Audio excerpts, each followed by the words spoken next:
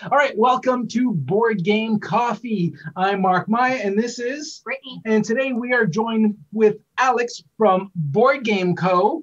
And I got it right this time. Good job. This is like our 14th take. Yeah, this is like 14 takes, and I didn't say Board Game Coffee Co., which, fun fact, which I just shared with the gang here, that was actually our original email address. It was like fate that Board Game Coffee and Board Game Co. came together at this juncture where this is bound, good things are just bound to come out of this. I can't see how it's going to go bad. But speaking of things going bad, if you can notice, we are not in our studio because recording down there went bad. So here we are. Alex, introduce yourself. Tell us about Board Game Co. Sure. So I'm Alex from Board Game Co. I have a YouTube channel, which is where I do my videos because that's where people do stuff on the YouTubes.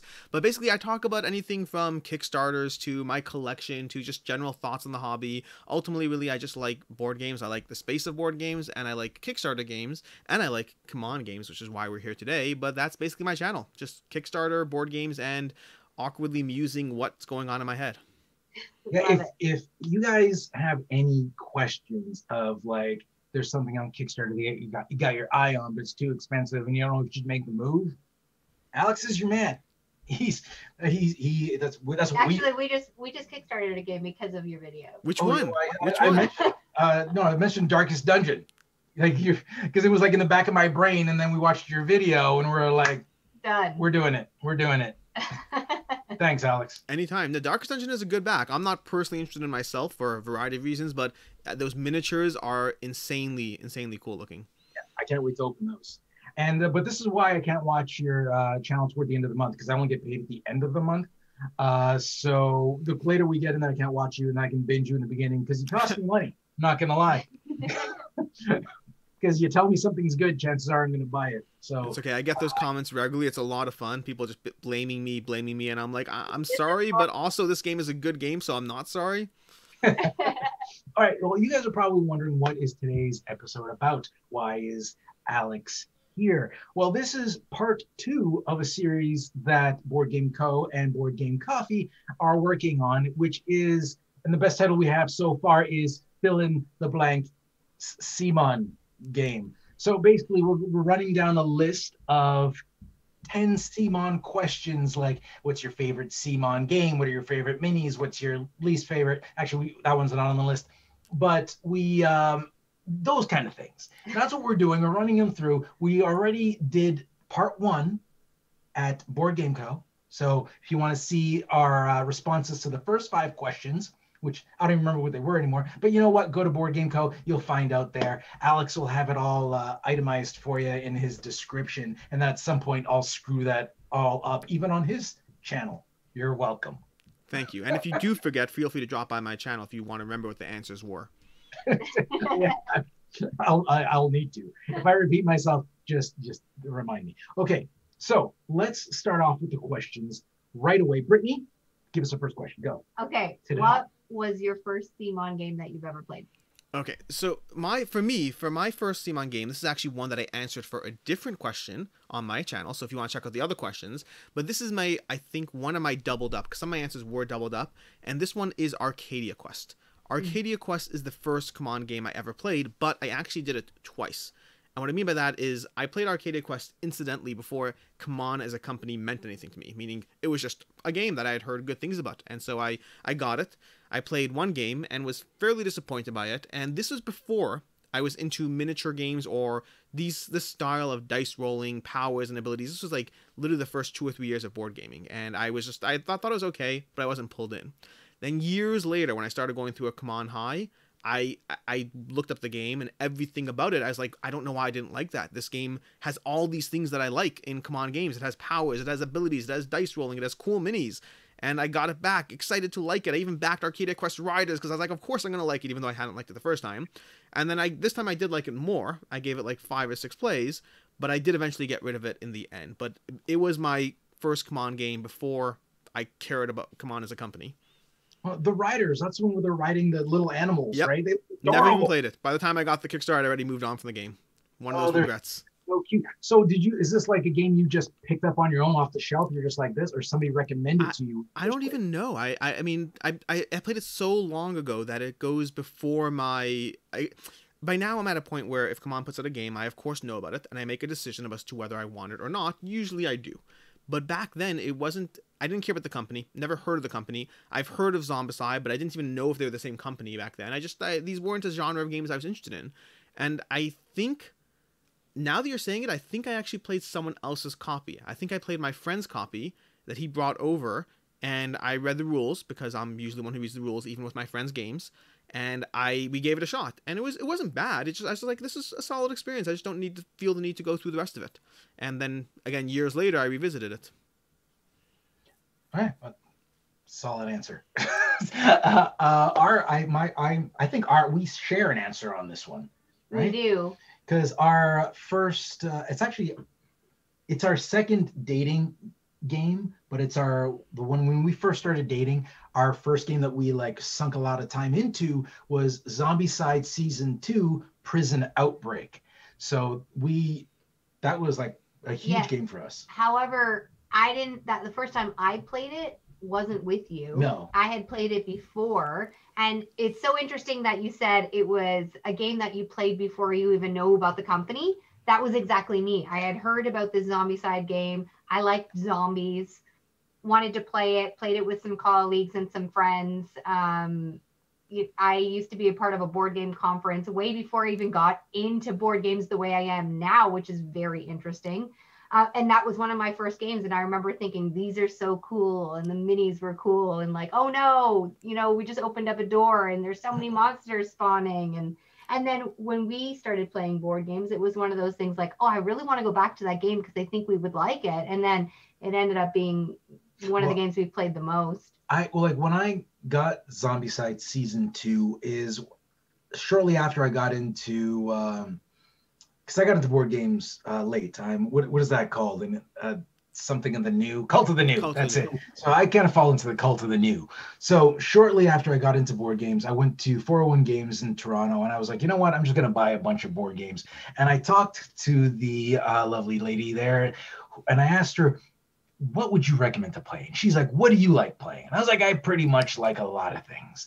But I like big games. I like little games. Just give me a variety. So she started asking me all these questions. And one of the games, she was like, do you like zombies? I was like, I love zombies. And she was like, well, check this out. And she showed me Zombicide Season 2. And she told me about it. And I was like, sold. So that was one of like 4 or 5 games I bought that day. And I had it at home for a while before we started dating. And then I was like, hey, do you want to try something else other than what we were playing? And I was like, I got this game. She's like, oh, I've played that. And I was like, excellent, you can teach me. She's like, yeah. So we opened it up. She's like, I don't know how to play this. Wait a second. So just to be clear, so you're saying both of you played it, well, not played it. You got it separately, you played it separately, and then you both played it together as your first CMON game. Well, technically you'd play your first CMON game, but it was that game. Yeah. Yes. And it was Season 2. Yeah. Yes. Which is a very specific starting point. It's not like it was even Season 1, which would at least be like the beginning. It was just Season 2. No, it's random, I guess. It was just Season 2. That's what the girl at the store recommended. I remember when I read Zombicide Season 2, I was at the cash. I was like, is there more of these? and she was like, yeah, but we don't have, I think they didn't have the Season 1 or original at the time. So yeah, this will be fine. So I just took it, and that's what we played. Awesome. I never actually played the originals. By the time I only got into Zombicide by the time Black Plague and Green Horde were out. I briefly got the originals, but I didn't care at that point. I was already involved in Black Plague, and I was like, these are older. I'll do the new stuff. So I have all the new stuff coming, but yeah.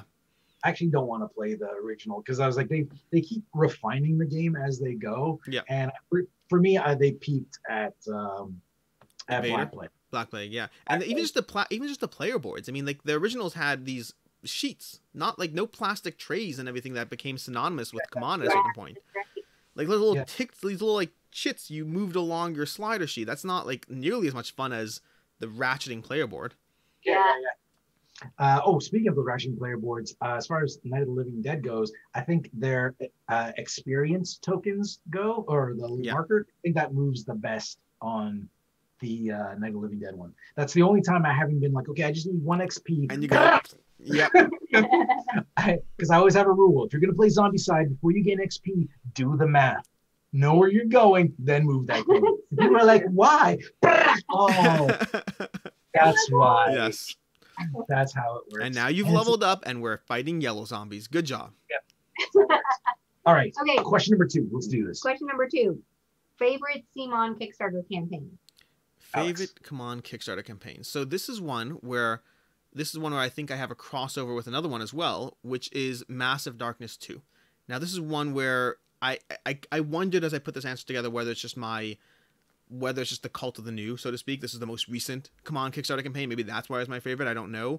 But like the CMON, I have a lot of CMON games, and many of them I missed the Kickstarter campaign, including some of my favorites. Black Plague I got after the Kickstarter. Rum and Bones, which I love, got after the Kickstarter. Blood Rage after the Kickstarter. There are so many of these games. Rising Sun I think was my first CMON Kickstarter campaign, where the first time I was actually in the journey. Oh, nice. And that wasn't even one of our questions either. We should put that there. Yeah, Rising was the first CMON Kickstarter campaign that I actually was involved in as a backer, as opposed to picking it up later. And I debated picking that one just because they had that fresh new aspect of the first time I was involved. This was back when I thought stretch goals were a real thing. And sometimes they are, but more often than not, they're planned, they're scripted, they have a certain nuance, a cadence to them. But like, I didn't know that then. And I was like, come on, more people back the campaign, jump in on Rising Sun, I want more miniatures. And they're like, here's half of your Fox tribe. I was like, no, I need the other half. But yeah, this is back when I thought this stuff actually mattered more. But I frequently have to remind myself that now that I've become so involved in the Kickstarter world, I frequently find myself being like, of course they're fake. Why don't you know that? And I'm like, there was a time when I didn't know that either. And there are exceptions, to be clear. To be fair to companies, there are exceptions, there are changes, whatever. But going back to Massive Darkness, I just liked so much of what that campaign had. And also, I'm a huge fan of Massive Darkness 1. And a huge fan is a relative term. I'm a fan of Massive Darkness 1, and I'm looking forward to the iterations. And they have these tiny little mini games in the campaign. And I just enjoyed seeing all the unlocks and the fun additions and the add-ons, and just had so much stuff that I loved in terms of, I just got pulled in by the whole world of Massive Darkness. And I don't know, that was my favorite recent my favorite CMON Kickstarter campaign that I enjoyed the process of following.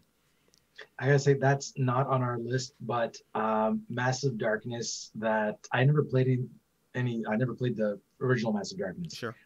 I did love that campaign, and it got me on board right away. I was like, Brittany, you gotta see this. Because I was like, we decided we're gonna tone down on Kickstarters, and then I saw Massive Darkness, and I was like, we're getting this one. Wait, 2 or Every 1? time we say that though, we still back. 2. So you are getting number 2? Yeah. Good job. Because I mean, the original it had a lot of the good things about Zombicide. If you like Zombicide, you'll like Massive Darkness. Sort of. It had a lot more character creation, character development, but also it had a lot of modifiers that ended up just being too many modifiers just for the sake of having modifiers. And it was a little bit of a slog because of that. But Massive Darkness 2 took all the feedback from Massive Darkness 1, streamlined it out, and gave you little miniature games for all your characters. Like one character's a deck builder, and one character has a little rondelle, and one character has a neck. Like, it's fun. I'm cool. I want more. That's what I was showing. I was like, look, Brittany, he uses this thing and they do this. I was like, look at all the different things. And then one of the characters is like a push your luck. Like one of the characters has like a push your luck mechanic where you keep drawing cards to see how far you can get. It's just little mini games. I like mini games. Yeah, we do too. All right, so our favorite. I don't think Brittany doesn't have an answer for this one. So, or unless you agree with me. I don't have an answer. All right, so my favorite is favorite for a wacky reason. I thought it's my favorite because I thought it was just Memorable. The campaign itself was just so ridiculously over the top, and that was for Hate. Because like everything from like we're like, what's Hate? And first of all, the artwork, the artwork's based on the comic, right? There's like a comic, Hate, yeah. And the artwork was so intense. The minis looked awesome, but then you play that video and I was like, what's this game about? And I click on it and the video is like, get ready for the editing. This is where this is good that's on our channel because we're gonna have to edit all this. Hold on, do you have kids there? Maybe we won't do it. So, but you watch the video and it's just like, we're gonna beep beep beep beep beep, we're gonna just beep, and you guys are son of a beep, and it was just like it was ridiculous. It was such a ridiculous thing. I'm gonna eat your face. Yeah. It's just like that was, and the guy's voice was just like that. I was like, this thing's ridiculous. Back. I'm back. I'm back. Yes. You know This what? is ridiculous. And usually those things don't really bring me into a game necessarily, but I was intrigued. I was so curious about this game because it was just so ridiculously over the top. It was like, you think you're hardcore, you're nothing. It was like, oh, I'm nothing. I remember watching that after the fact. Like, after Rising Sun, I didn't even subscribe to CMON yet. I just still, it was to me as a one-off kind of. And so I kind of saw the hate thing campaign when it came up, and I was like, that looks cool, but like, I don't need to spend another $100 on a miniature game. That's crazy. I just did that. Little did I know. And so I kind of jumped back in with Cthulhu Death May Die in their campaigns, but I remember going back to hate after, because once I did start getting sucked in, I was like, I have to get a copy. I ended up buying a copy overpriced secondhand to get it, but I watched the whole campaign and I followed all the updates. I went through this phase on old Kickstarter campaigns where I literally followed the updates of old campaigns in order to see if I wanted to buy the Kickstarter copy, and it was really over the top. It was fun. I remember the video. The video was insane. Yeah, it's so over the top and crazy. So that's why it's like, it's not like the Kickstarter that I was following the most, being like, ooh, what's coming? But it was just like, memorable. This thing's, yeah, it's so memorable and over the top. It was like, you got me.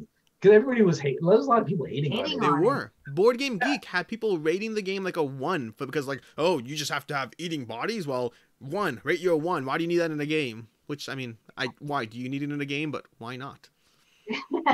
So somebody's got to do it. Somebody's got to do it. I'm standing out there. It's got to be done. And they did it. All right, Brittany. Okay. Question number 3. Number 3, an IP you want CMON to do a game on. So this one is, I debated there's 2 ways I could have gone with this. I could have gone pie in the sky, which would be fun, but I decided to go realistic instead. And I want them to make a full God of War miniatures game. And the reason I think that's not even pie in the sky, and I think it might even happen, is because they had the Bloodborne card game, and then they had the Bloodborne miniature game. Meaning they have that relationship with Sony already. They have the track record of turning a card game into a full-on miniatures game. And I want to see a God of War miniatures game. I think it kind of has to be solo, just by the nature. Have you ever played God of War, the PS4? So I think it would be a solo game, but you can make it a cooperative game, I'm sure. You could either easily make a 2-player with the father and the son or whatever it is. But like, I want to see full-fledged. I think we talked in the other video, we talked about giant miniatures and whatnot. This is where you could have, here's your little tiny game, and here's 10 sets of gigantic $250 miniatures to add to your faces and stuff. Yeah, I think there's a lot they can potentially do with it, even without going full on crazy. And I think there's a chance that they would. To the point, by the way, that, fun fact, again, come on, if you ever watch this, more specifically, Michael Chanel, if you ever watch this, I briefly at one point put together a rough draft of how I would want to see a game like that play out. And like, it's just a rules outline. And I even sent it to him on Board Game Geek. I never heard back, which I understand. I'm sympathetic that you probably get a lot of messages, but it still hurt my feelings. And I want to see a God of War board game. Okay, well, here's one I add to your God of War board game. Say we got the giant minis. We got this giant Cthulhu-sized mini. I want pieces to come off, like God of War, like chopped off an ear or a horn. And then when you pop it off the mini, it's got a little string so you can wear it around your neck while you play as like an amulet of your victory. Exactly. And as long as you're wearing the necklace, you get some sort of buff. You should do it. Come on, we can do this. Come on, yeah, if anybody can do it, CMON can do this. That's for sure. Now, this question, before we get to that question, did you play the God of War game they do have? The card game? No, I didn't. Card game. Yeah, we have it. I broke it out to play it, put it away. Broke it out to play it, put it away. Never got to play it because like something always came up and I never finished reading the rule book. It's on our shelf of shame. It looked good. I find card games, they're, I guess, a dime a dozen, and I need something to pull me in. Like, I never played the Bloodborne card game either, but I'm excited for the board game. Yeah. I backed the board game, waiting for you to get here. It's a great video game, so I'm looking forward to the board game. And if the minis like look as good as the characters in the video game, it's gonna look awesome. Yeah. So it might knock hate off my list of like minis that I like. Anyway. Okay, so we have 2 answers on this. You go ahead. You want me to go first? Okay. What was my answer? Okay. First of all, they're kind of doing this already. Because my initial answer is anything based on 80s cartoons. And they're doing He-Man. Yeah. They're doing He-Man. I was like, yes. Because like I was born in the 70s, so I was an 80s kid. So like you know, any G.I. Joe, He-Man, Transformers, like Ninja Turtles. Like I want to see, I know other people have done Ninja Turtles games, but I want to see CMON do it, right? Oh, if they did a Transformers one, they could do so many awesome action shots, like Prime just running with this big gun, and there'd be a truck. You put the truck mini on there, and then you transform. You take the mini. You just double up on plastic, and it makes sense. There's actually another company. I think there's 2 companies doing He-Man. I believe there's CMON's doing one because of licensing in Europe versus whatever. They have 2 different companies putting out 2 different games at the same time. But there's like He-Man, I'm excited about. So like I'm good with that, right? But like if I had to pick one that's not going to happen, I'm going to go with Transformers. And why do you so sure it's not going to happen? Well, I don't. Is it? What do you know? I don't know anything. I'm saying we know Ninja Turtles is taken. We know Power Rangers is taken. There's different companies that seem to have the rights to those different games, and rights can change obviously. But who has Transformers? I don't know. No. Nope, see. Okay, so it's happening exclusive. It's been announced here on Board Game Coffee. If it actually doesn't happen, take it up with Board Game Coffee. Yeah, exactly. We can't control what he says, and I'm gullible. He says Transformers. Okay, Brittany, what's yours? Well, I liked your answer. So for me, Disney, anything Disney. And I think if they followed, because they do such great minis, and I would love to see some Disney characters in really cool mini forms, almost taking after like the Funko verse. So Disney. But I have one question, because I mean, I love the idea, and my daughter would go crazy for having miniatures or whatever, but like, what would the gameplay be like? Because CMON games generally involve fighting and rolling dice against each other. So what would the gameplay be like? I feel like it still could kind of be battling in a way, but they would have like their own like powers of some sort. It depends. Like, are you talking like Disney overall? So there'd be like all the princesses in this game, or would it be like this is the Aladdin set or the Lion King game? That's what I mean. So you like a specific movie? Like specific movie basis. Yeah. Well, if they're gonna do a specific movie, did you watch the trailer for Raya and the Last Dragon? Oh, that looks really good. That looks like they could do that. I don't know what's in it, but you could have a dragon and you could have Raya. That's already 2 right there. Yeah. Yeah. I think they could have fun with it. I don't know if Disney would let them do it, but like in like how they zombified like the Night of the Living Dead characters, where they have like the movie versions and then they have the souped up zombie side versions. Like they could do the princesses and they'd be all like badass. So like Cinderella going at you with their like glass or like whipping the glass slipper, shoe, whatever, like impaling a zombie in the brain or something. I don't know if Disney loves the optics there. No. Disney wouldn't go for that. But because I want them all just because I want to see a variety of minis. I don't want to see a bunch of lions. Well, I look at it more as a collector's thing. That's what I think. You mentioned Funko, so you get your Lion King set and you get your Crude set. Crude is not Disney. I don't think it is. Disney character like the Mickey Mouse against like Lion King or whatever the case may be. You do some probably area control thing where it's like magic. You're trying to whoever spreads the most happiness in one area or something. You know, like Disney magic. It's fun. You can do something. Yeah, and by the way, speaking of 80s cartoons, they're also doing Scooby-Doo. Oh. Yes, that's correct. Yeah. I watched a lot of Scooby-Doo, but I never really fell in love with Scooby-Doo. But I did watch. Same here. I happen to be excited about that game only because my kids have recently fallen in love with it. So I'm excited whatever they put on Kickstarter. Like, oh, look at all the Scooby. I don't know. I don't know if I'll be excited because it depends how many different miniatures can you have in a Scooby-Doo world. I guess all the monsters, maybe bad guys. They can get Batman in there because he made a guest appearance. So cool. You could do Throw that. Batman in there. He's already been in like multiple board games. Throw him in another. Yeah, why not? Let's do it. Okay, let's go on to the next question. Okay, so what is the biggest surprise hit CMON game? So for this one, I only had one answer. But given the track record we have here, with 2 of you coming with 2 answers, again, there's 2 of you, you're allowed to. I'm actually going to cheat and bring in 2 answers to this one. Because it depends how you define surprise hit. But like, I'm going to start with Besieged, which is a game that it's one of their earlier games. It was done together with, I think, Second Gate Games, and it was a miniature tower defense game with great miniatures, really appealing gameplay, and it basically got completely slammed by reviewers and BGG alike, rated like, I think it's a 6.7 on Board Game Geek, and the Dice Tower like hit on it. I think Sam Healy said it best, because I'll say how he said it best, which is, he said there's a great game in here somewhere, but not in these rules. And it turns out that there are 2 things that I pivoted, I guess, when playing the game, and I did this based on my friend's advice, which I ignored it because it had a low rating. And my friend told me, no, do it this way and get the game. And one of those things is, first of all, the designers had released updated rules, which they said were there all along. Either way, whether they were or weren't, the updated rules were a little more balanced, a little more less punishing in the game. And then there's someone else on Board Game Geek who had put up a variant of how to deal with certain supply decks in the game, so it was less annoying when you had to specifically choose a card and it had a horrible event and did something horrible. It made the whole game just less fun. It wasn't an issue of punishing, it's just less fun. And so between those two things, I really enjoy Besieged as a solid tower defense game with decent amount of dice rolling, decent amount of leveling up. It's a game I don't know if it'll stay in my collection forever, just because the games are constantly getting better and better, and whether it's Cult of the New or just better game design. But for right now, it has managed to stay, and at a 6.7, it's definitely a surprise.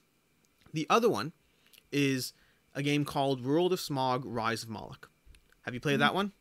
No. So that is one of their less known Kickstarter campaigns, and it's rated well on Board Game Geek. This one's really rated particularly well, but I got it not expecting to like it. I was just kind of I was going through a phase of just checking off all the CMON games, being like, if it has minis, I'm going to get it, I'll play it, I'll try it out, we'll see how it goes. And I did not expect to like it, both thematically as well as gameplay-wise. It's a very heavy skirmish game. It's very much similar to like games like Descent or Star Wars Imperial Assault. It has that. It's a one versus many situation where one player plays as this Moloch overlord or whatever, and the other players play as these gentlemen. It's very almost a combination of Victorian England and the Cthulhu-esque worlds or whatnot, although not specifically Cthulhu, just that style of genre or whatnot, and steampunk, Lovecraftian, whatever. And it is so thematically appealing, both as a board game. It really pulls you into the world, and then as well as the tactical maneuvering of the game, it is so immensely fun to play. I primarily play it just one versus one with my wife. It could be one versus many, but if the one person controls all 5 gentlemen, then it could be one versus one. And it is so much fun. She always plays as the gentleman. She's marching her little hordes across the board, tactically positioning herself. I'm playing these cars try to attack her. The theme, it drips with theme. It is tactically rewarding. The rule book is a little bit messy. It's one of those things where there's a decent amount of FAQs in terms of whatever. But if you're comfortable just house ruling whatever situation comes up until you research it later, it is so surprising. It was immensely satisfying to play that one. Cool. Brett, what is your biggest surprise CMON hit? Oh, I think we're both. we're both the same on this Yeah, one. because we have two here, but we have two, but it's for two different reasons. First of all, the first here, I'm going to explain the reasons. First one is when we played Zombicide Season 2, it didn't clue in who Cool Mini or not was. That didn't sink in back then. So when I got Rising Sun, again, I just knew Rising Sun because everybody at work was backing it. So I was like, yeah, I backed it on the last day. So I backed it and I was like, oh, okay, cool. It's not. And again, the CMON connection wasn't there yet. So my biggest surprise is Rising Sun in the way that I didn't know what I was getting. I just backed it because everybody else was backing it. And they're like, you need to get this. And I was like, okay. And I was just like, this game's amazing, right? And then I think that really started the we'll just buy everything on Kickstarter. Like that really opened the floodgates. It's a reasonable life choice, honestly. But as far as like what is a surprise, as in I saw this game and I'm already a gamer and I wasn't expecting anything from it, that's Ethnos. Because you look at it, it doesn't jump out at you. It's a CMON game that doesn't have minis in it. So I'm like, meh. I totally judged a book by its cover. 100%. Every time I pull that game out, I warn people, this game looks like garbage. You'll continuously remind yourself it looks like garbage, but you'll always have fun playing it. Yeah, it's a great game, and something about, and you have to get your first game in to know what you're missing. Yeah. Right? Because you look at it and you're just, it's not like the ugliest game I've ever seen or anything. It's just like, meh. Yeah, exactly. Yeah. No, it looks forgettable, and to the point, by the way, that I got rid of it once and then remembered how good it was and got it back, and I still frequently look at it on the shelf and I'm like, I should get rid of that game. But every time I teaches in 5 minutes, plays in like 45, is decent reward of strategy and punch for the playtime. But every time I'm looking around my game shelves to cull games, I always look at Ethnos. I'm like, that one should go. It doesn't look good, but it's fun. Yeah, yeah. So Ethnos, I think, is the answer we're sitting on now. All right. Final question. Actually, final question. But I think I got another question that I'll let you know now. We won't get to this right now though. But because I just thought of this, is bonus questions, bonus rounds. Yeah. So like a game you would have found a game you saw that you didn't realize what CMON it was a CMON game. Do you know what I mean? Like you've seen this game, you would have never expected this to come from CMON. It just came out of left field, and you're like, this is a CMON game, like that type of thing. Like, I have an answer for that. So do I. I don't. I mean, unless we're talking about their non-miniature games in general, it's not they've been involved in production. Well, it doesn't have, well, let's. You know what? Let that sink in for a bit. Okay. We'll do offsite first, and then maybe you'll be like, now I know what you're talking about. Okay. So for me, we're not gonna do that now. Oh, no, we're not doing oh, it. We're so at the end. excited. No, we're gonna do. Fine. Oh, you want to do it now? No, we'll end no. with our favorite. We can end with our favorite. Okay, let's do that. Let's do it now, because maybe this will be your answer. Okay, are you gonna take it from me? Are you gonna mention this because I found this on the floor and that's why I picked it up? No. Okay, don't mention that. Okay, go. I forgot all about that one. No, don't mention this. Okay. Okay, so mine was Foodies. Foodies. Okay. Saw Foodies at Gen Con, and I had to kind of look around thinking, are we in a CMON booth? I'm confused. We were just playing True Bang, and now I'm playing Foodies here. And I really like the art. Like, it's a game that I would say, that looks cool. I'll play it. And it was just completely different. So for me, I like Foodies. Okay, well, here's one, mine, and this because I found it on the floor here as we were recording, and not on the floor because we just have no room here. This office is not set up to hold board games, but I'm going to tell you a little story before this. Now, as YouTube personalities, you know what? I'm just going to come out as YouTube superstars, the three of us. We are privileged enough to get sent packages from companies, and we love these little surprises like Christmas all the time. 100%. It's not about it's something it's so fascinating to explain to people, but like it's not even about the monetary value. Half time I don't want these games, half time I get rid of them, but it's literally just that little like surprise. Like I just come home from work one day and I'm just like, you got another package. I'm like, ooh, what's in it? What's the package? I want to know. Exactly. It's just fun. It's great. And then and you know, we get games from a few different companies, and I opened this one box and I was like, okay, what's in here? Is it a game from a company? Is it like an indie game? We didn't know what was in this box. Open it up, and then this comes out. Oh, that one, Sugar Blast. Oh my gosh. Well, I was like, and we didn't see the logo at the time because it was covered. Yeah, so we're like, Sugar Blast. I was like, where the hell did this come from? I could not take that one seriously. I saw it on their. I mean, I see them on Facebook, so I knew it was them, but I cannot take it seriously. It's. But I had to do a double take because I was like, hold on, CMON. And then I was like, am I looking at this right? I'm picking it up. I'm looking it over. I was like, that is Brittany, does that say CMON? I was like, what am I looking at? So for me, I think, and I don't know if they have it on my copy, but for me, my answer would probably have to be Railroad Inc., which I believe they are now involved with. So I don't know if you know. It's a little roll and ride, whatever. Yeah, I know it, but I've never played it. Oh, so yeah, I don't think they were initially involved, but I believe they're now involved in like and of course, when I say now involved, they had a Kickstarter, which was not run under them, but railroading went from this little $20, roll and write game, roll and draw game, whatever, I don't know, but to a giant campaign where you can spend $120 and get a ton of roll and write stuff because Kickstarter. You get a life-size train. Yeah. Ooh, yeah, life-size dice. You just park it in your driveway. You just go in there and so that'd be great. But yeah, so if you're curious, CMON fans, because I'm sure this is what you guys came. Because when you think CMON, you think all the minis and the big games. Yeah, Heat and Rising Sun and Zombicide, but they have this whole line of like kid games, puzzle games. Yeah. And this is, if you're curious, this is pretty much Candy Crush. Yep. in format.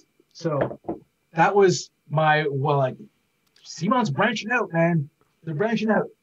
So I wasn't expecting that.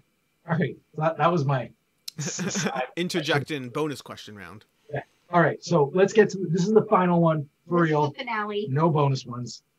What is your favorite CMON game? All right, so for me, this is one which I mentioned briefly on, I don't remember if it was this video or last video. I mentioned it in one of our videos, which is Blood Rage. Blood Rage is not only my favorite CMON game, it is my #1 game of all time. There is competition in that category. I wonder if it'll stay there, but it is my #1 rated game of all time as of right now.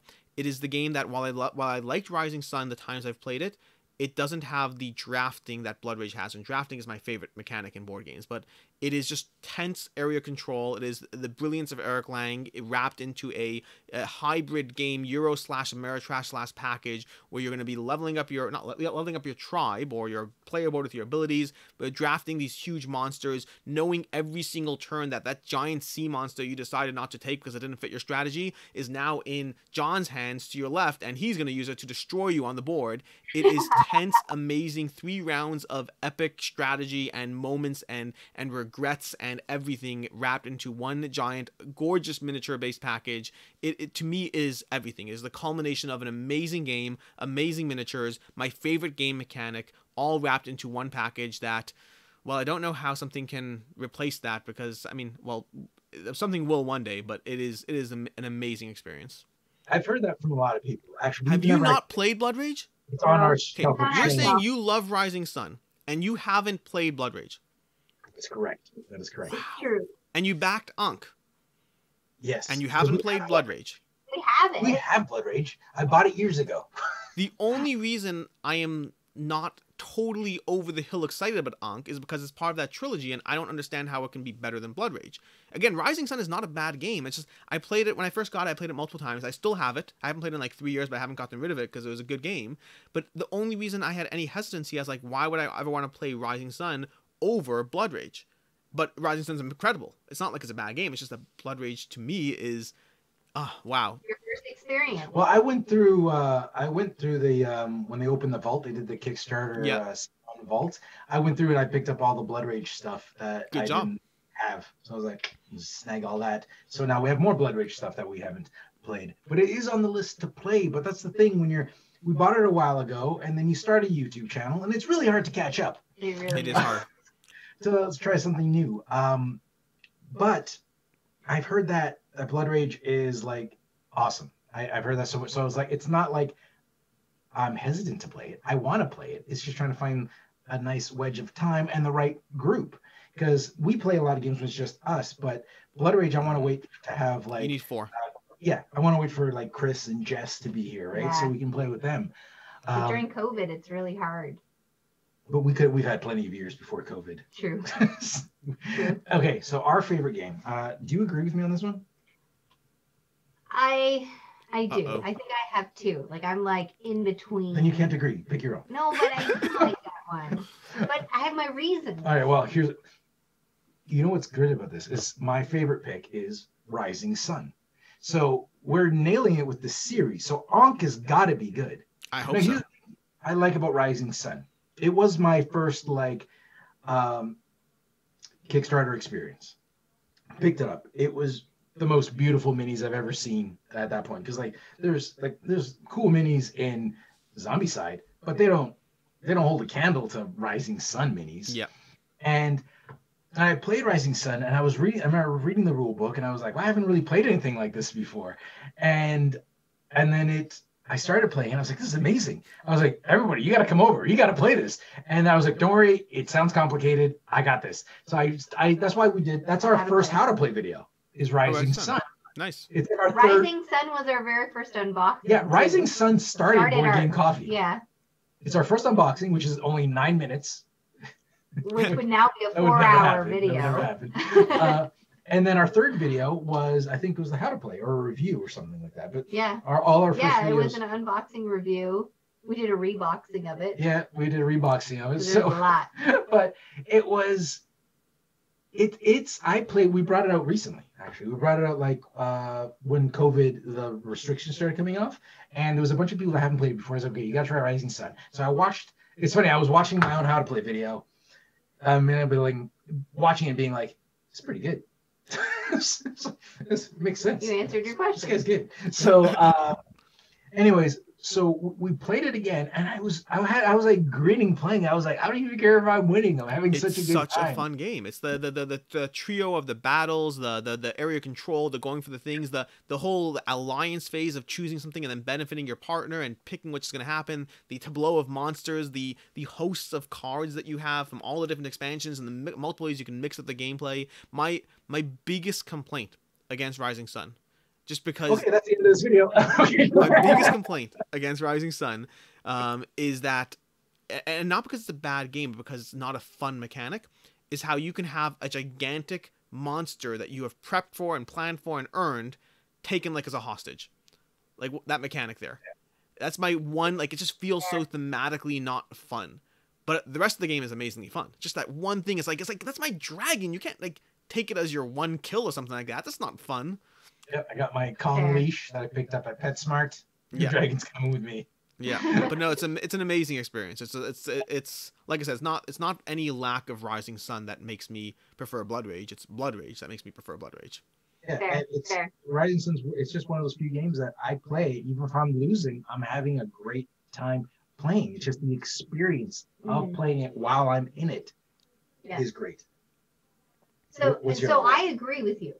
I do agree with you, and I think like we play a lot of competitive games. That's usually the majority of what we're playing. But I still really love Zombicide Black Plague because when the zombies start coming out in the last little bit of the game and you're literally trying to like play your moves in advance and then still these zombies are coming and everyone at the table is sweating and it's this whole like that panic of everybody working together.